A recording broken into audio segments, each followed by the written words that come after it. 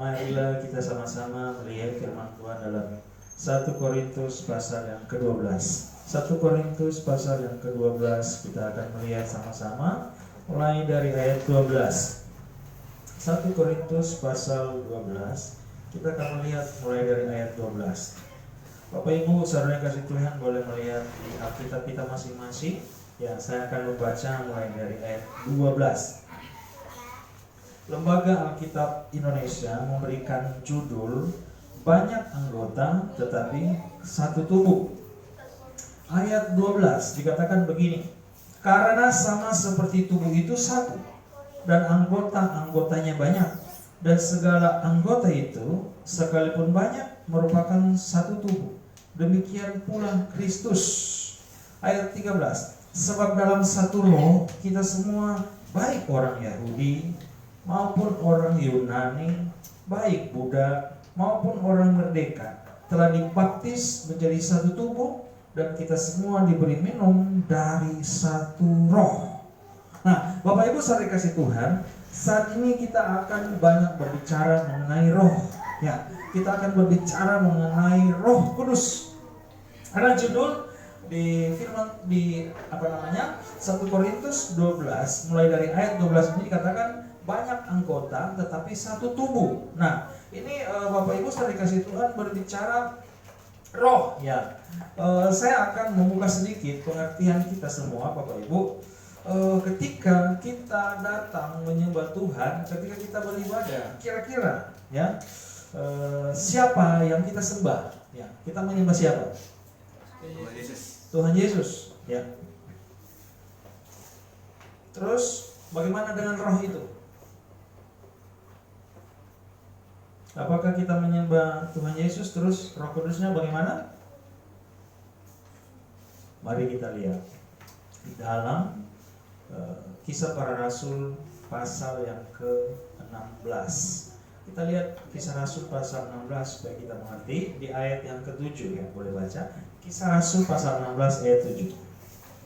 Kisah Rasul 16 ayat yang ke-7. Dan setibanya di Misia, mereka mencoba masuk ke daerah Bitinia, tetapi Roh Yesus tidak mengizinkan mereka. Roh Yesus. Yesus. Roh Kudus itu berarti Yesus sendiri. Yesus sendiri. Amin. Amin. Bapak Ibu, kita akan mengerti kalau kita baca dengan seksama di dalam 1 Korintus 12 ini ya. Roh itu ada berapa? Satu. Di ayat 13 dikatakan, sebab di dalam satu roh kita semua, baik orang Yahudi maupun orang Yunani, orang baik budak maupun orang merdeka. Jadi roh Allah itu satu, roh Yesus itu satu. Amin. Mau dia pakai kata apapun, kalau sudah berbicara Tuhan yang kita sembah yaitu Yesus Kristus namanya, itu berbicara roh. Mari kita buktikan lagi satu ayat yang sangat kuat, Yohanes 4 ayat 24. Ini ayat yang sangat kuat yang harus kita pegang. Yohanes 4 ayat 24, tolong dibaca. Yohanes 4 ayat yang ke-24. Allah itu roh, dan barang siapa menyembah dia harus menyembahnya dalam roh dan kebenaran. Amin. Allah itu roh. Nah, Bapak Ibu, kita harus mengerti waktu Yesus memperkatakan perkataan ini, dia waktu itu menjadi manusia, ya. Makanya di ayat-ayat sebelumnya dikatakan bahwa dia sering mengarahkan penyembahan itu kepada Bapa. Kenapa? Karena posisi dia manusia. Waktu Yesus dicobai oleh iblis, Yesus mengatakan kita harus menyembah Allah. Amin. Kita harus menyembah Allah. Waktu posisi Yesus menjadi manusia, dia mengarahkan penyembahan itu kepada Bapa. Tetapi dia berpesan di dalam Yohanes pasal yang ke-16, Bapak Ibu. Yohanes pasal 16, kita lihat bersama. Di ayat yang ke-25 sampai 26, tolong baca. Yohanes 16 ayat yang ke-25 sampai 26. Semuanya ini kukatakan kepadamu dengan kiasan. Akan tiba saatnya aku tidak lagi berkata-kata kepadamu dengan kiasan, tetapi terus terang memberitakan Bapa kepadamu. Ayat yang ke-26. Pada hari itu kamu akan berdoa dalam namaku. dan tidak aku katakan kepadamu bahwa aku meminta bagimu kepada Bapa. Bapak Ibu sudah dikasih Tuhan, ini kita harus mengerti posisi Yesus waktu menjadi manusia. Makanya orang seringkali bingung. Ya, Tuhan kita itu ada berapa gitu. Bahkan ada orang yang memisahkan Yesus dengan Roh Kudus. Firman Tuhan kita akan buka, kita akan bersama-sama lebih memahami di dalam 1 Korintus 12 ya.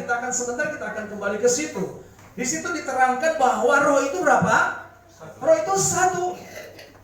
Itu Roh Yesus. Sudah dijelaskan di dalam kitab Kisah Para Rasul 16 bagaimana Roh Kudus atau Roh Yesus itu menuntun mereka, Paulus dan teman-temannya di dalam melayani Tuhan.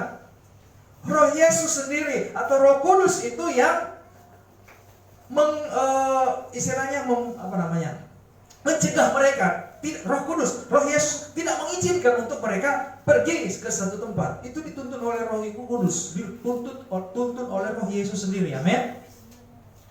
Nah, di dalam kitab Yohanes ini pasal 16 ayat 24 ayat 25 katakan, semuanya ini kukatakan kepadamu dengan kiasan. Maksud saya begini, ya di Yohanes pasal 4 ayat 23 dan ayat sebelumnya dikatakan bahwa tiba saatnya untuk kita menyembah Bapa.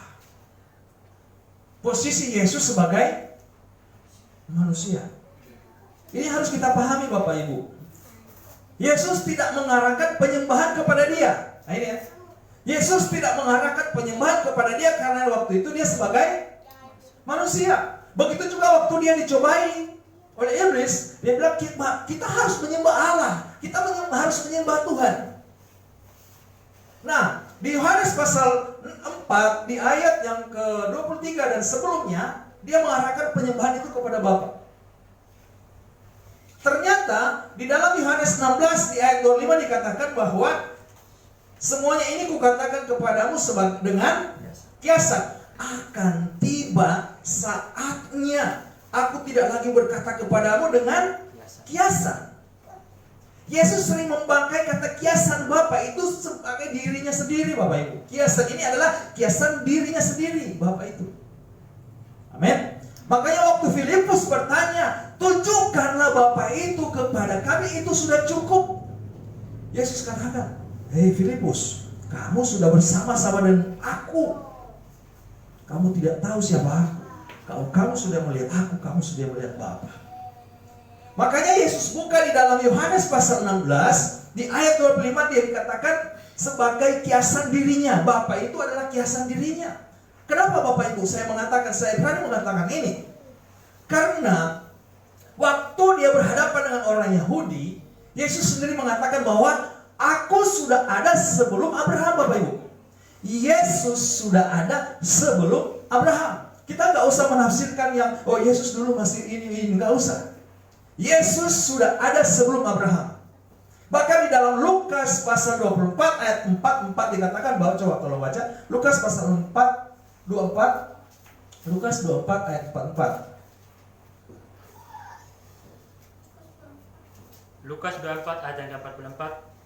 Ia berkata kepada mereka, inilah perkataanku yang telah kukatakan kepadamu ketika aku masih bersama-sama dengan kamu, yakni bahwa harus digenapi semua yang ada tertulis tentang aku dalam kitab Taurat Musa dan kitab Nabi-Nabi dan kitab Mazmur. Yesus sudah ada di zaman Musa, amin. Dia sudah ditulis di zaman Musa, di zaman Nabi-Nabi, di zaman Mazmur. Dia sudah ditulis, Bapak Ibu. Yesus sudah ada dahulu, sekarang, sampai selama-lamanya, amin. Wahyu 1 ayat 8 dikatakan bahwa dia Alfa dan Omega. Lebih jelas lagi di Wahyu 2 ayat 8 di situ katakan bahwa dia yang pernah mati. Siapa lagi yang pernah mati dan hidup kekal? Itu Yesus sendiri. Amin. Konsep pemikiran kita Bapak Ibu, jangan kita menganggap bahwa Roh itu berbeda dengan Yesus. Jelas di Kisah Para Rasul dikatakan bahwa itu Roh Yesus. Amin. Roh Yesus. Nah, Kita kembali ke Yohanes 16. Di ayat yang ke-25 dikatakan, semuanya ini kukatakan kepadamu dengan kiasan, akan tiba saatnya. Di waktu Yesus menjadi manusia ini belum, tetapi akan tiba. Ketika tiba saatnya, waktu dia mati, dia naik ke surga, itulah saatnya. Apa? Ayat 26 bilang, pada hari itu kamu akan berdoa dalam namaku. Makanya rasul-rasul mengerti hal ini, Bapak Ibu. Rasul-rasul mengerti, makanya waktu mereka berdoa di dalam nama Yesus saja. Amin. Mereka membaptis di dalam nama Yesus. Karena Yesus sudah berpesan. Bagaimana dengan kita saat ini? Apakah kita mau melakukan ini? Oleh karena itu kita harus mengerti, kita harus paham apa maksud Yesus. Ayat 26, pada hari itu kamu akan berdoa dalam namaku, dalam nama Yesus. Dan tidak aku katakan kepadamu bahwa aku meminta lagimu kepada Bapa. Saat ini Bapak Ibu, Yesus berpesan waktu menjadi manusia, jangan menyembah Dia. Waktu Yesus menjadi manusia, jangan menyembah Dia. Mungkin orang-orang, ini pendeta kok sesat. Kita harus pahami Bapak Ibu. Kalau sekarang ya kita menyembah Yesus, hal yang benar. Amin. Tapi waktu Dia menjadi manusia, Dia tidak menyarankan untuk menyembah Dia. Benar nggak? Ya kan? Waktu Dia menjadi manusia, Dia tidak menyarankan untuk menyembah Dia, tetapi Dia bilang percayalah. Dia diperhadapkan sama orang Yahudi. Orang Yahudi lihat, orang menyembah Yesus, bisa dilempari dengan batu. Dia mengatakan dia dari Allah aja, orang langsung melempar dia. Orang Yahudi ini kuat dengan hukum Taurat.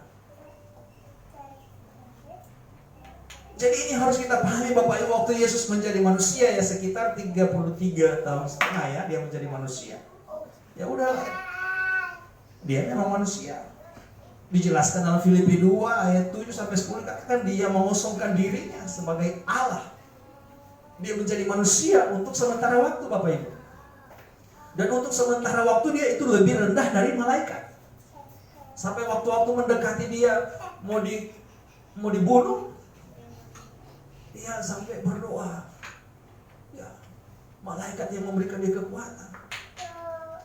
Tapi jangan sampai kita berpikir bahwa sampai saat ini Yesus masih meminta kepada malaikat, Bapak Ibu, itu sesat.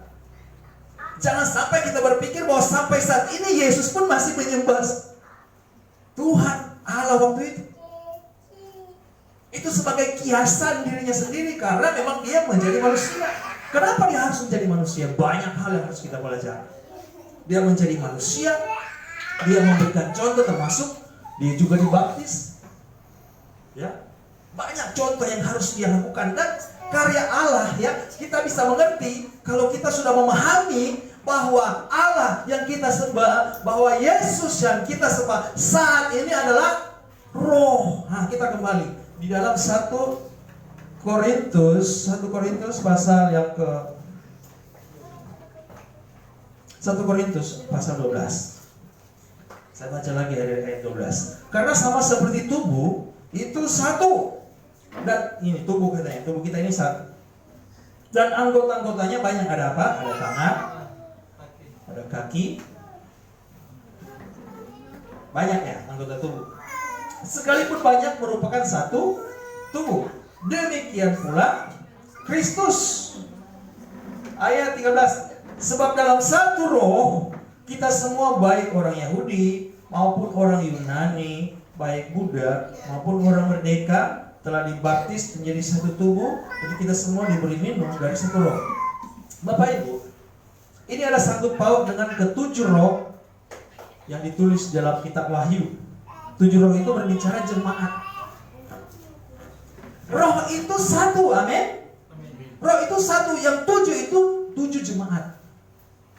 Di sini kalau kita mengerti Bapak Ibu dikatakan bahwa Yesus, Kristus ya, Kristus itu berbicara roh. Kristus itu berbicara roh. Nah, dikatakan bahwa seperti tubuh kita ini ya, satu tetapi banyak anggotanya. Nah, kita baca ayat 14. Karena tubuh juga tidak terdiri dari satu anggota tetapi atas banyak anggota.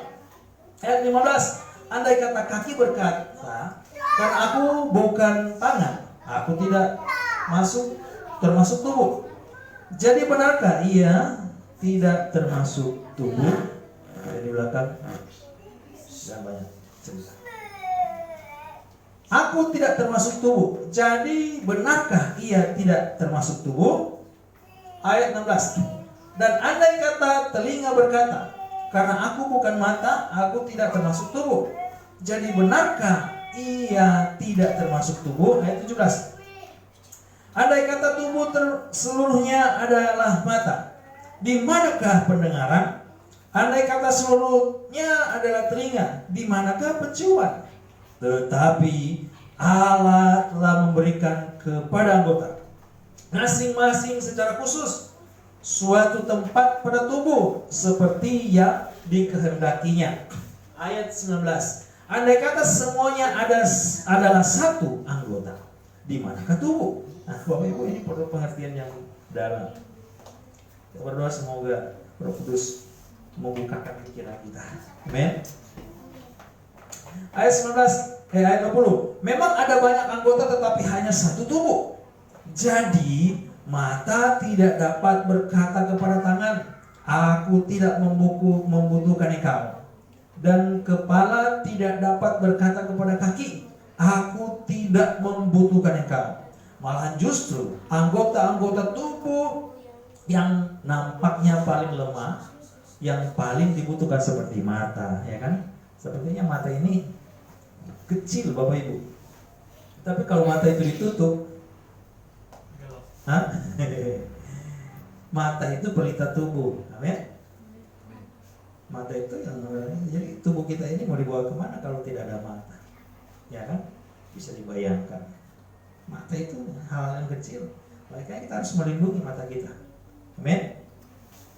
Apalagi mata rohani kita ini harus dibuka. Oke, ayat 23. Dan kepada anggota-anggota tubuh yang menurut pemandangan kita kurang terhormat, kita berikan penghormatan khusus. Dan terhadap anggota-anggota kita yang tidak elok, kita berikan perhatian khusus. Ayat 4. Hal itu tidak dibutuhkan oleh anggota-anggota kita yang elok. Allah telah menyusun tubuh kita begitu rupa, sehingga kepada anggota-anggota yang tidak mulia diberikan penghormatan khusus, supaya jangan terjadi perpecahan dalam tubuh, supaya anggota-anggota yang berbeda itu saling memperhatikan. Ini berbicara jemaat, Bapak Ibu, ya. Ini berbicara jemaat itu yang harus saling memperlengkapi. Ayat 6. Karena itu jika satu anggota menderita, semua anggota turut menderita. Jika satu anggota dihormati, semua anggota turut bersukacita. Karena semua adalah tubuh Kristus dan kamu masing-masing adalah anggotanya. Ada apa? Dan Allah telah menetapkan beberapa orang dalam jemaat. Pertama sebagai rasul, kedua sebagai nabi, ketiga sebagai pengajar, selanjutnya mereka yang mendapat karunia untuk mengadakan mujizat, untuk menyembuhkan. Nah, ini sudah berbicara karunia-karunia. Mulai dari ayat 28 ini, Bapak Ibu, ini berbicara karunia-karunia. Kemudian selanjutnya mereka yang mendapat karunia untuk mengadakan mujizat, untuk menyembuhkan, untuk melayani, untuk memimpin, dan untuk berkata-kata dalam bahasa roh. Adakah mereka semua rasul atau nabi atau pengajar? Adakah mereka semua mendapat karunia untuk mendapat mujizat, atau untuk menyembuhkan, atau untuk berkata-kata dalam bahasa roh, atau untuk menafsirkan bahasa roh? Jadi berusaha untuk memperoleh karunia-karunia yang paling utama. Dan aku menunjukkan kepadamu jalan yang lebih utama lagi. Jalan itu adalah Yesus Kristus. Nah, Bapak Ibu saudara dikasih Tuhan, di sini kita semakin belajar ya mengenai roh. Jadi mulai dari ayat 1 sampai ayat 11, tolong lebih baca pelan-pelan saja. Judulnya rupa-rupa karunia tapi satu roh. Coba Ayat 1 sampai 11. Pelan-pelan saja. 1 Korintus 12 ayat yang ke-1 sampai 11. Sekarang tentang karunia-karunia roh. Aku mau saudara-saudara supaya kamu mengetahui kebenarannya. Kamu tahu bahwa pada waktu kamu masih belum mengenal Allah, kamu tanpa berpikir ditarik kepada berhala-berhala yang bisu. Sampai di situ dulu. Kamu tahu bahwa pada waktu kamu masih belum mengenal Allah, kamu tanpa berpikir ditarik kepada berhala-berhala yang bisu. Bapak Ibu, di sini saya mau jelaskan sedikit. Pada waktu kamu masih belum mengenal Allah, ya. Oke lah, ini untuk jemaat di Korintus. Tapi ini juga bisa berbicara untuk kita semua. Amin. Firman Tuhan itu berbicara untuk kita semua. Nah, mereka belum mengenal Allah, ya. Di waktu mereka belum mengenal Allah. Saya ingin tanya, sekarang kita yang ada di tempat ini, apakah kita sudah mengenal Allah? Amin. Amin. Amin. Allah itu siapa? Iya, sama. Allah itu roh. Allah itu ya Yesus Kristus. Yesus Kristus adalah roh, sama saja, ya. Makanya jangan kita berpikir bahwa Yesus itu masih manusia. Kita ketinggalan zaman. Kita harus kembali ke 2000 tahun yang lalu. Kalau kita beranggapan bahwa Yesus masih manusia, kita harus kembali ke zaman Yesus jadi manusia. Adil kan? Sekarang Yesus adalah Allah. Ya. Oke, jadi dikatakan orang belum mengenal Allah, berarti orang belum mengenal Yesus. Jadi pertanyaan, apakah kita sekarang sudah mengenal Yesus, sudah mengenal Allah? Amin. Hah? Amin. Nah. Oke, ayat 3. Karena itu aku mau meyakinkan kamu bahwa tidak ada seorang pun yang berkata-kata oleh roh Allah dapat berkata terkutuklah Yesus. Kenapa? Tidak bisa orang mengatakan dia mengenal Allah, mengenal roh Allah, roh Yesus sama saja, ya. Tidak mungkin dia berkata terkutuklah Yesus. Karena apa? Karena roh itu, roh Allah itulah Yesus sendiri. Amin. Tidak mungkin. Oh dia, dan tidak ada seorang pun yang dapat mengaku Yesus adalah Tuhan selain oleh Roh Kudus. Roh itu satu, Bapak Ibu. Ketika kita menerima Yesus sebagai Tuhan kita, sebagai Allah kita, Roh Kudus membukakan. Roh Kudus ada, dia masuk, buka hati. Amin. Kita harus perkatakan dengan hati. 4. Ada rupa-rupa karunia tetapi satu roh. Nah, roh ada berapa? 1. Kalau ada yang bertanya, ada roh ini, ada roh ini. Roh Kudus, roh Yesus, roh Allah itu satu. Amin. Oke. Ayat 5. Dan ada rupa-rupa pelayanan tetapi satu Tuhan, ya. Ini berbicara yang di dalam roh itu, yang saya bilang di 7 roh Allah yang ada di kitab Wahyu, itu berbicara jemaat-jemaat. Tapi rohnya satu saja, Roh Kudus. Ya. Lanjut. Dan ada berbagai-bagai perbuatan ajaib, tetapi Allah adalah satu yang mengerjakan semuanya dalam semua orang. Coba kita berpikir, Bapak. Kalau Allah itu hanyalah suatu pribadi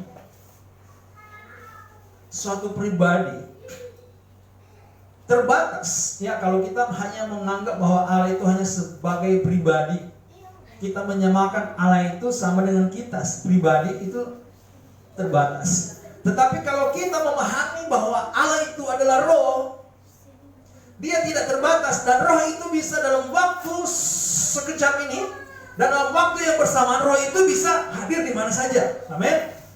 Itu roh yang katakan satu roh. Ayat 5. Dan ada rupa-rupa pelayanan tetapi satu Tuhan. Ayat 6, dan ada berbagai-bagai perbuatan ajaib tetapi satu Allah. Di sini kita beribadah, kita mau menyembah Tuhan, kita menyembah Allah dalam roh dan kebenaran. Ada juga orang-orang di tempat-tempat yang lain pada saat ini. Mau sebanyak apapun orang menyembah Tuhan, berseru kepada Tuhan, dia bisa hadir dalam waktu yang sama. Karena dia adalah roh. Kalau pribadi terbatas. Kamu ngerti? Kalau pribadi, Bang Nobel lagi di sini. Nggak mungkin Bang Nobel lagi di sekolah. Nggak mungkin Bang Nobel lagi di rumah. Tetapi kalau roh bisa. Amin. Roh Allah itu. Haleluya. Jadi kita semakin mengerti, ternyata dahsyat roh Allah ya. Tidak bisa diselami oleh pikiran kita, tidak bisa dibatasi ruang waktu. Mau kita tutup tempat sedemikian rupa, roh bisa masuk ke situ. Makanya Bapak Ibu, roh Allah atau roh Yesus itu sanggup masuk ke dalam hati kita. Amin. Dia mengerti. Makanya ada lagu, dia mengerti, dia peduli persoalan yang kita alami, walaupun ada di dalam hati. Sementara ada di pikiran, dia tahu nggak? Hah? Tahu, ya kan? Apa yang Bapak Herzo lagi pikirkan, dia tahu. Ya? Hah? Dia tahu, ada dalam hati, dia tahu. Ya kan? Roh ini nggak bisa dibatasi Bapak Ibu. Amin. Amin. Kalau berdosa ke Mama Herzo, Mama Herzo bisa nggak tahu, tapi Tuhan tahu. Makanya Mama Herzo berdoa dalam roh, supaya kalau Bapak Herzo yang ada pikiran-pikiran yang ya nggak usah takut, berdoa pada Yesus roh. Amin. Tiba-tiba Bapak Herzo lagi itu, mungkin matanya lagi ini, oh iya, terima kasih Tuhan. Nggak usah, kita sudah dalam Yesus, berdoa dalam roh. Amin. Nggak usah khawatir di rumah, berdoa saja. Dia sanggup. Oh, ini kita lagu-lagu yang kita naikkan. Dia sanggup, Yesus sanggup memulihkan. Dia sanggup. Amin. Memang dia sanggup. Karena dia roh. Jangan kita berpikir bahwa dia itu hanyalah pribadi yang terbatas. Mau dia Allah, mau dia Yesus, mau dia Roh Kudus sama. Amin. Bukan saya yang katakan, tapi firman Tuhan. Haleluya. Lanjut. Dan ada berbagai-bagai. Oh, itu sudah tadi. Ayat 7. Tetapi kepada tiap-tiap orang dikaruniakan pernyataan roh untuk kepentingan bersama, bukan untuk kepentingan pribadi.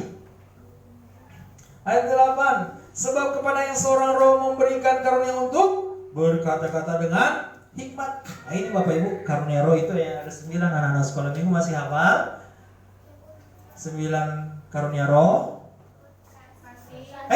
Itu buah-buah roh. 9 karunia roh, mungkin jarang ya.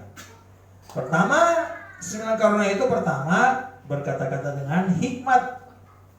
Yang kedua, karunia berkata-kata dengan pengetahuan. Yang ketiga, ayat 9, kepada yang seorang roh yang sama memberikan karunia iman. Iman itu percaya.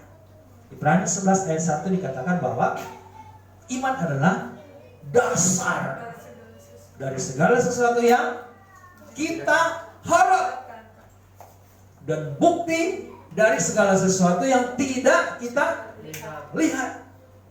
Ini konsepnya kita harus tahu ya. Iman itu dasar dari yang kita harapkan, bukti yang belum kita lihat. Jadi Bapak Ibu, iman itu walaupun kita belum lihat, tapi kita harap dan kita percaya Bapak, itu pasti terjadi. Amin. Itu juga iman kita kepada Yesus. Ya. Kita lagi mengharapkan apa Bapak Ibu? Kita lagi mengharapkan apa? Yang pemuda-pemudi berarti mengharapkan jodoh. Benar nggak? Bang James mengharapkan jodoh. Amin. Kalau Bapak Ibu enggak kan? Enggak mengharapkan jodoh lagi. Nah, apalagi selain jodoh, apa lagi? Lagi mengharapkan apa? Hah? Uang. Ya kan? Segala sesuatu butuh uang. Benar? Ya, pasti. Tapi kita harus berhikmat juga, kalau dikasih jangan harus bisa di manage dengan baik. Ada waktunya Tuhan melatih kita. Jangan boros. Jangan pakai untuk semau-maunya, ya kan? Tuhan percayakan dulu hal-hal kecil. Setia dalam hal-hal kecil, baru Tuhan kasih hal-hal besar. Enggak langsung yang besar. Berarti kita setia dengan Tuhan. Suatu waktu Tuhan kasih hal yang besar. Amin. Nah, iman dasar dari segala sesuatu yang kita harap dan akan terbukti walaupun belum kita lihat. Itu iman. Makanya kita berdoakan, kami percaya Tuhan pasti tolong, akan terbukti walaupun pertolongan itu belum ada. Nah, itu apa yang bekerja? Iman itu berarti roh kita yang bekerja. Amin. Kalau pola pikir kita nggak mungkin, makanya jangan batasi dengan logika. Kalau kita ikut Tuhan, roh yang harus bekerja. Amin. Roh kita yang harus lebih kuat daripada logika. Nah, tapi kita memang harus pakai logika. Tapi logika itu harus tunduk, takluk kepada iman. Karena iman itu melebihi logika. Amin. Oke, lanjut. Ayat yang ke-9 kepada yang roh. Ayat 10. Kepada yang seorang roh memberikan kuasa untuk mengadakan mujizat. Mujizat ini yang saya katakan tadi, sesuatu yang tidak mungkin. Ya, mujizat kalau banyak hal ya. Itu yang bekerja roh. Kemudian lanjut lagi. Itu sudah keberapa itu mujizat? Karunia roh apa? Ya, karunia roh keberapa itu? Jangan ada 9. Dan kepada yang lain ia memberikan karunia untuk bernubuat. Jadi yang bernubuat itu ada ya karunia. Kita harus percaya. Yang penting orang yang hidup dalam Tuhan. Kalau yang di luar Tuhan, namanya apa? Lu buat. Kalau dia tidak dalam Tuhan, dia bernubuat, itu bukan nubuat Tuhan, tapi lu buat, nubuatnya sendiri. Dan kepada yang lain lagi ia memberikan karunia untuk membeda-bedakan bermacam-macam roh. Nah, Bapak Ibu, ada roh setan, ada roh kudus. Cuma 2 roh ini yang memiliki kuasa. Roh kudus dan roh setan. Kita pelajari ini, kupas secara tuntas ya. Waktu-waktu akan datang. Roh setan, bagaimana kita mengenal itu roh Allah atau itu roh setan? Ya kan? Karena roh setan juga ada kuasanya. Saya rindu banget untuk mengupas hal ini. Semoga minggu depan ya. Kemudian kita diberikan karunia untuk bisa membedakan roh dari Tuhan dan roh yang bukan daripada Tuhan. Lanjut, kepada yang seorang yang memberikan karunia untuk berkata-kata dalam bahasa roh. Bahasa roh itu ada yang karunia, ya kan? Ada yang diberikan karunia untuk berbahasa roh. Tapi tidak semua bisa berbahasa roh. Ada juga yang tidak diberikan karunia. Bahasa roh itu tidak dipelajari, tetapi bisa diminta dan Tuhan yang memberikan. Amin. Ya. Jadi kalau ada orang yang tidak dikasih karunia untuk berbahasa roh, kita jangan kecil hati. Bukan berarti kita tidak dituntun roh, ya. Karena kan itu karunia ya, suka-sukanya Tuhan, ya kan. Tuhan mau kasih apa tidak? Itu karunia. Amin. Terus, dan kepada yang lain yang memberikan karunia untuk menafsirkan bahasa roh itu, menafsir ya, bahasa roh itu. Tapi semuanya ini dikerjakan oleh roh yang satu dan yang sama, yang memberikan karunia kepada tiap orang secara khusus seperti yang dikehendakinya. Bapak Ibu saya dikasih Tuhan, kuncinya satu, ya. Roh itu adalah satu. Allah itu adalah roh, barang siapa menyembahnya di dalam roh dan kebenaran, roh yang satu. Roh Kudus, roh Yesus, roh apa lagi? Roh Allah. Roh Allah. Bahasa kita aja yang bisa berbeda-beda, tapi Roh itu satu dan dia bisa datang dalam kehidupan kita. Roh Kudus bekerja. Oh haleluya. Kita semua akan dipulihkan. Amin. Amin. Amin. Puji Tuhan Bapak Ibu. Demikianlah firman Tuhan pada pagi hari. Berdoa, saya akan membahas mengenai yang saya janjikan tadi.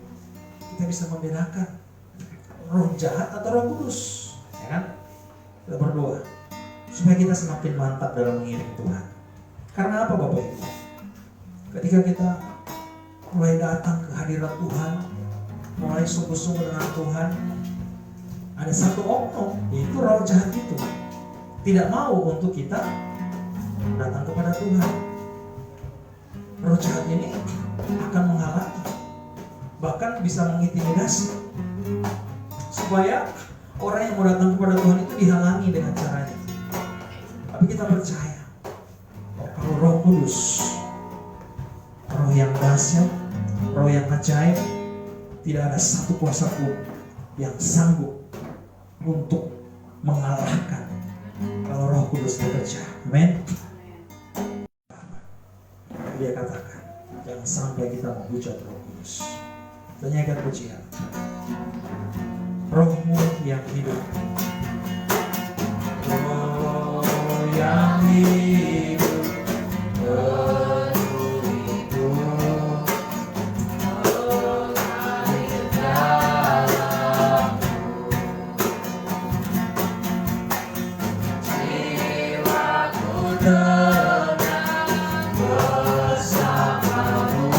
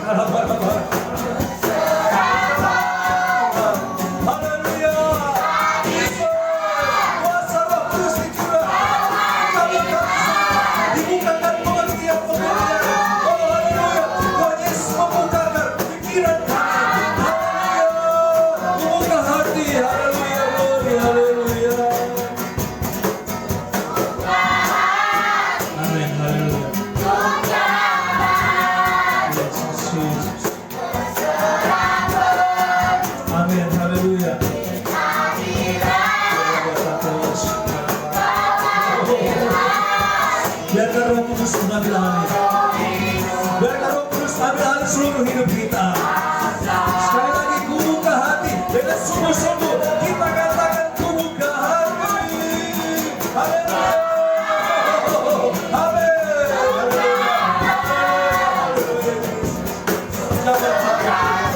Kami serahkan roh jiwa tubuh kami, seluruh hidup kami dalam tangan-Mu Yesus.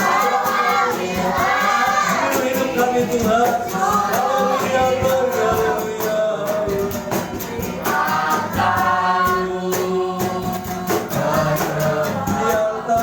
Tuhan, Sekali lagi di atas Tuhan dan kita menyembah Dia. Di atasmu menyembah. Halo, haleluya, haleluya. Menyembah Yesus Kristus Tuhan. Menyembah Allah yang hidup. Menyembah Roh. Haleluya. Menyembah dalam Roh.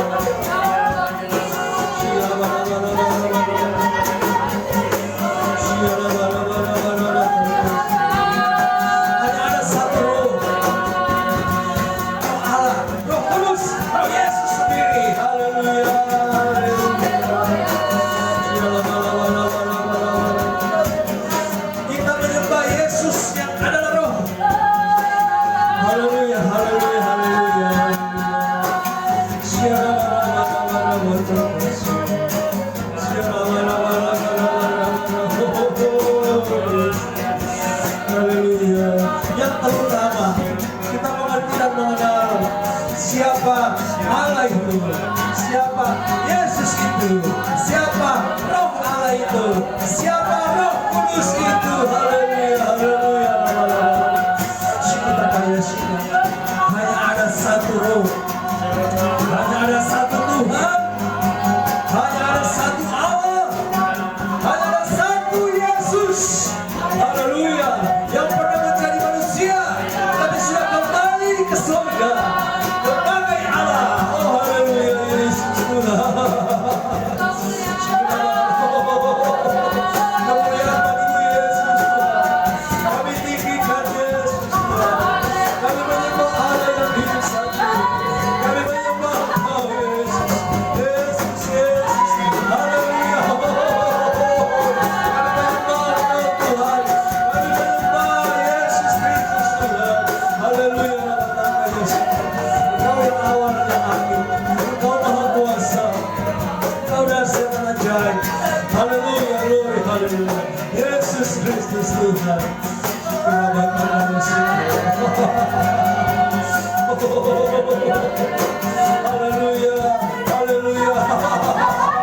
Haleluya, haleluya. Oh, ya